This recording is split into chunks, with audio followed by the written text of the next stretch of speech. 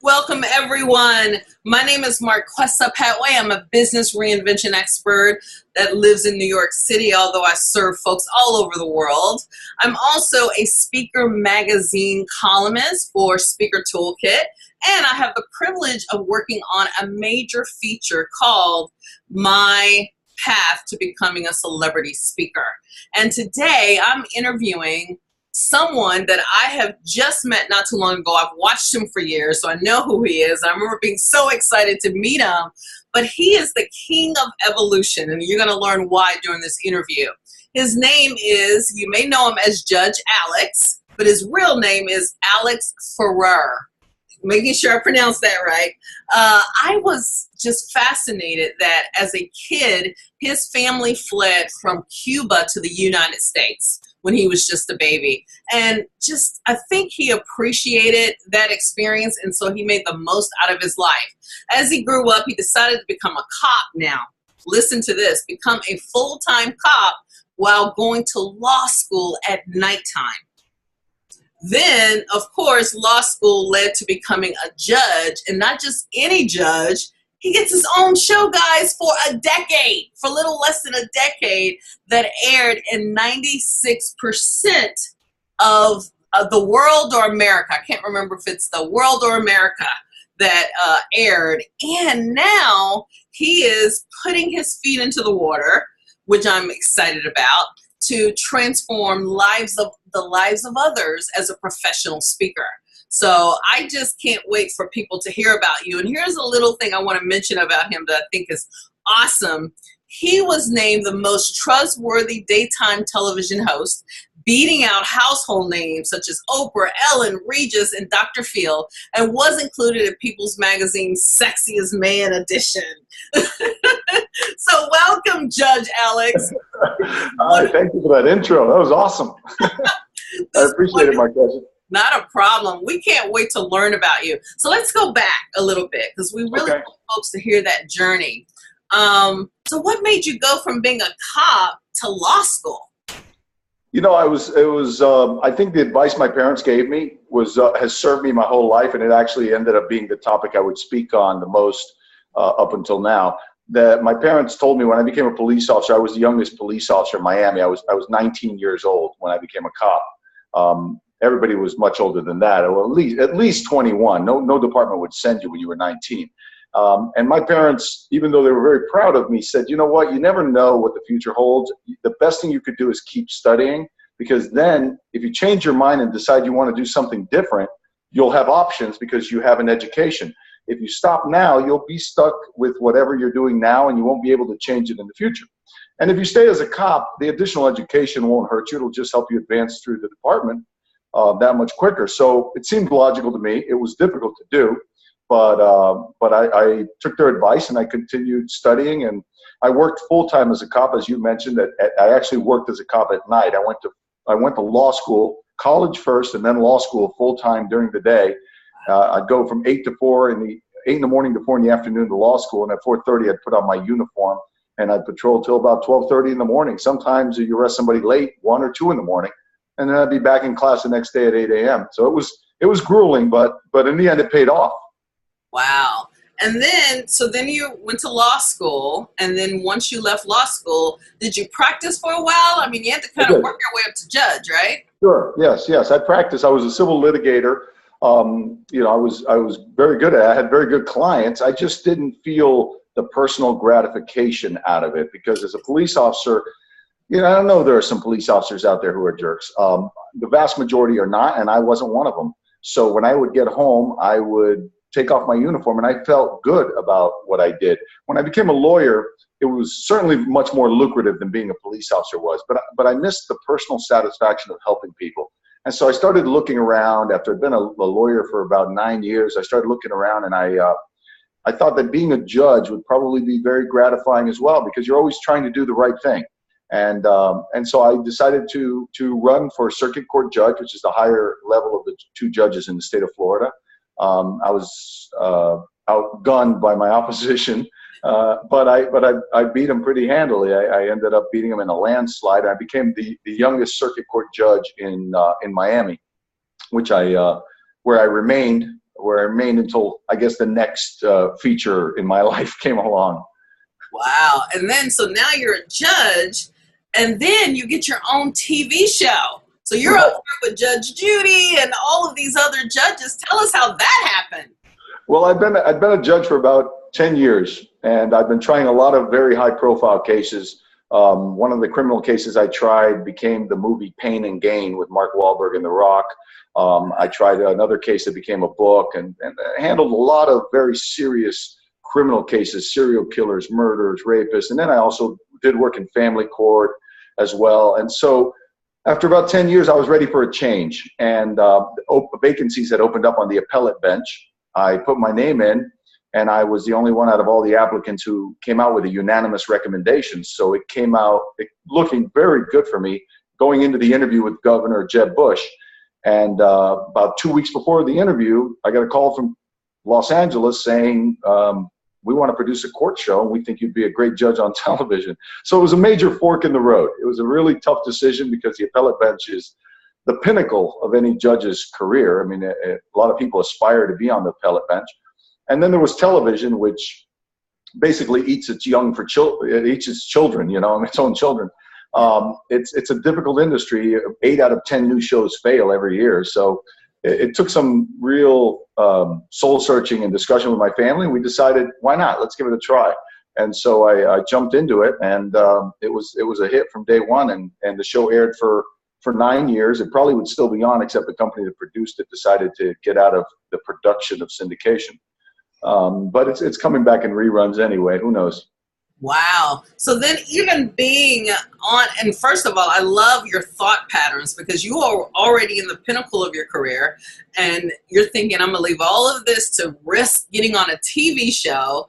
And what if it doesn't succeed? And Right. Clearly it did, to be on television for that long. Yes. And you're what did you learn in that role as a judge? What was it like? Because television is certainly a dog-eat-dog world. It absolutely is. What were some big lessons for you? Well, one of the things I learned was going into it, I thought, how am I going to get excited about these cases? Because cases on television, court shows, are small claims cases. They're people fighting over whatever, belongings, or the photographer who photographed their wedding, or whatever it is. And there were small items in my mind when I had come from trying murderers and serial killers. And I thought, how am I going to get up for this? But I really had no problem at all because people were so passionate about their cases. People at home don't care about Microsoft suing IBM, but you better believe they care if the photographer messed up their wedding pictures, because there's not going to be another wedding. So this was a slice of America that I really hadn't had to deal with, and it was real issues involving real people and the things that really interested them. And of course, we cherry picked the cases to find the ones that would be entertaining, because at the end of the day, if it's not entertaining, nobody watches. So of course we were selected in the cases that we picked, but they were all real legal issues involving real people who had real problems. And I really enjoyed it. I got to bring my humor, which I have a naturally outgoing sense of humor. I got to bring that to it. And it was very similar to being a judge in Miami, just a lot more fun. Well, just think about it. Serial killers, rapists, regular everyday people, huh? Well, I'm going to ask you, any thoughts you want to share on the OJ case since it just premiered again? I didn't watch the show because I was too busy with a business I'm trying to get off the ground here, but I'm going to catch up and watch it. People told me that it was very good. The original case, was a train wreck. When I was watching it, I was already on the bench as a judge, and we were just scratching our head, my colleagues and I, looking at the judge who handled the case and going like, why would you rule like this? And why would you rule like that? And the attorneys, the decisions they would make. But in fairness, it was the first case that really opened America's eyes to a courtroom. It was not a particularly good view of justice, because I don't think it represents the way most judges handle themselves and the way justice is usually dispensed. But it piqued people's interest in the judicial system, in the legal system, more than it had before. So I thought it was an interesting bit of history to be living through. And then unfortunately, I don't agree with the outcome on it. But that's the way it is. And I can't tell you the number of times I had people in front of me who I thought were guilty that were acquitted. That's the way it goes. We have a system that is designed to take extra steps to make sure we don't convict an innocent person, and sometimes that means guilty people go free. So. Wow. And I must ask you, have you ever met a serial killer? I had several in my courtroom, so there's that. I'm sure in public, and a lot of people probably be surprised to hear this, I'm sure in public I've met serial killers. The thing is that people think they look different, that you see a serial killer and they're going to look like some kind of monster. You're going to be clearly able to identify them. And they look like you and me. I mean, they don't look any different at all. The wires are clearly crossed. But if the defense attorneys, I think, typically capitalize on the fact that people have expectations that serial killers and murderers and rapists look like evil people. So they dress their clients up to look like college students, and a jury looks at them and goes, "Oh, he couldn't have done that. I mean, look at him." When in reality, appearances are very misleading. Wow. Now, one thing, just from reading your story, Alex, you are the king of evolution. I mean, just the different things you've done. And now you're moving over into the professional speaking space. What helped you make that decision? Where did that come from? Well, I know you say I'm the king of evolution. I like to say that I stumble through life because there are people who have plans and they make very detailed plans, how in 4 years they're going to do this and in 6 years they're going to be at this point. And I don't do that. I do something until I don't want to do it anymore, or until I find something I want to do more. And the reason I can do that, which is one of the things I started speaking about, is because of the education base, is because I continued studying. And I didn't stop, as my parents had suggested. I got a good educational base that allows me to have options. And so once I became a TV celebrity of sorts, I started getting requests from universities saying, "Would you come speak to the students?" And it made sense to me because of my trajectory in my life. I came as a little boy from Cuba with nothing. And along the way, I became the youngest cop in Miami, the youngest judge in Miami. I had my own TV show, one of a handful of nationally syndicated judges, Judge Judy, Maryland from People's Court, me, Judge Mathis. So it's a great story to present to students in a motivational sense to say, look, if a little boy from Cuba can come here with nothing and hit the ball. I mean, you guys can hit home runs here, And so I give them, I got approached to give speeches to students, and I started giving basically that type of a motivational speech. And then I thought, you know what? They're starting to call me and ask me to give speeches, and they're starting to pay me to do this. So I really should get good at it because, people are giving me their hard-earned money to do this. So I spoke to several people, including Bruce Turkel from Miami. And the recommendation was always the same. You should join NSA. That's where you're going to learn the most. They really help you to develop. And so I did. And the first conference I went to was the NSA annual conference in San Diego. And I very quickly realized when I saw them speaking how badly I suck. Because I saw those wonderful speakers on the stage developing powerful speeches and delivering them. And I thought, boy, I'm best. I'm mediocre at best on a good day. So, I joined NSA, and I've been going to events and learning what works and what's a better way to deliver. And the one thing I can say is the National Speakers Association, really, everybody goes out to help you. I've spoken to people, asked them about topics I should speak about because I'm not really that analytical, but I do like teaching, and so speaking feels really good. So I give my motivational speech to students at universities, at law schools, and then I'm now developing on other areas of speaking. So that part of my life is developing right now.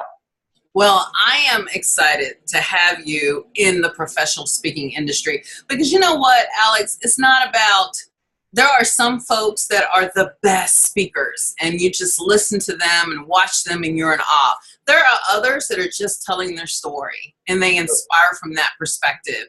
And then there are others that are performing and singing and dancing and whatever. They come out into different characters. That's part of it. What I love about this industry is it doesn't really matter your style. The more diverse, the happier we are. And so now you get to bring you know, that magic of yours to the stage and change lives. And I think that's beautiful. And I'm excited to now become a friend of yours and help you in any way I can, and that you're a part of the NSA brotherhood, sisterhood. So I have one more question for you. Sure. There are a lot of, you know, speakers at all levels, babies and, you know, emerging and seasoned, that are saying, man, if I could just get on TV and just get some type of visibility, let alone a show for 10 years, my own show, what advice would you give them if they wanted to maybe expand their speaking career just by getting into the television arena? Well, it's difficult to give everybody the same piece of advice, because different people have different appeals to the television, stations, to the broadcast networks. It depends on what your area of expertise is or what you speak on. But I will tell you this, that there are so many different types of shows, between news shows and shows that deal with more topical, lighthearted stuff for the morning commute. Whatever you speak on is going to be of interest to somebody. And all of these shows have bookers. They have people who it's their job to bring somebody in to speak about whatever, to do a segment on whatever, because they need new content every day. So what I would do is I'd look at the different shows, whether it's on ABC or CBS or Fox News or on CNN, and see what kind of shows they have that you might be able to give them a segment about what you do, about what you talk about. And you'll find, I mean, if you look hard enough, you'll find shows where you will dovetail well. I happen to speak a lot about the law naturally. So whenever there's a legal issue, I get called to go give legal commentary. But there are other speakers, you know, who speak about things like Gaffney. He talks in an area that is very appealing to networks if you can just break in. So you just have to approach them. It'd be a good idea to develop some kind of video tape of your appearances speaking, something where they can see what you're like. If you've done any speaking, even on the local level, which is where I would start, your local station, you can get footage of you appearing on television, and that can show the booker that they don't have to worry, that you can handle yourself in front of a camera. So that's what I would do. I would start at the local level, pitch some ideas about topics you can give, and they're always looking for content. Wow. Well, I appreciate you for taking the time to talk to Speaker Magazine and its wide audience of speakers and soon-to-be speakers. How can others find out about you and possibly book you to come into their organizations? Well, I have a personal webpage, alexferrer.com. It's not directed only to speaking. It has some other information on there about my background, my history, and it also has a speakers tab on there. I'll be developing a speaking website as soon as I've been doing it enough that I can, you know, really justify an entire website directed to it. But I'm a little humble about my speaking because it's a new area for me. So it's got a contact tab on there where you can reach out and book me, and then we can work together. All right. Well, I thank you. We all thank you here in the speaker community. Thank you so much. All right, guys. Till next time.